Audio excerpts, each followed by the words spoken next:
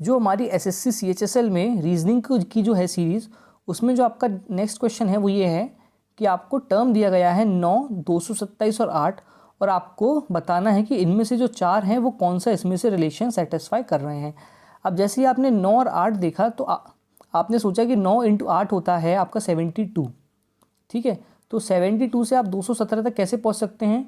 जब आप 72 × 3 करते हैं तो आप पहुंचेंगे 216 तक, फिर आप उसमें कर देंगे सम 1 का, तो ये आप 217 तक पहुंच सकते हैं।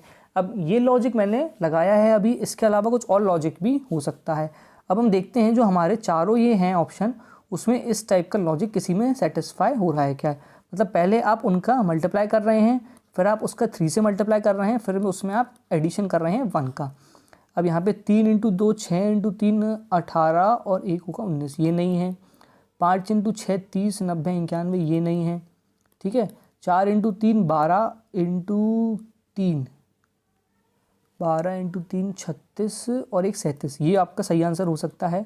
और ये आपका हो गया 2 × 5 10 × 3 30 31, ये भी नहीं हो सकता। तो इस लॉजिक से हमारा एक ऑप्शन सही निकल के आया, लेकिन ज़रूरी नहीं है कि लॉजिक यही हो।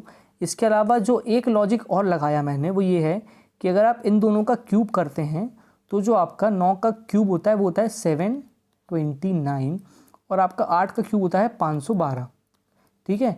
जो हमने डिफरेंस निकाला वो आया 7 1 2, मतलब जो इन दोनों नंबर का जो डिफरेंस है वो भी आपका निकल के आ रहा है 217।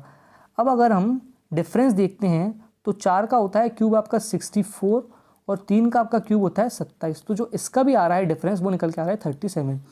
तो जो हमारी दोनों कंडीशन है उनसे हमारा आंसर सिर्फ एक ही सही आ रहा है, वो आ रहा है ऑप्शन नंबर 3, तो ये हो जाएगा आपका सही आंसर। अब आपने इस क्वेश्चन में देखा कि सिर्फ आपका एक लॉजिक ही नहीं लग रहा है, आपके 2 लॉजिक लगे, लेकिन फिर भी जो आपका आंसर निकल के आया वो आया सेम आंसर, ठीक है।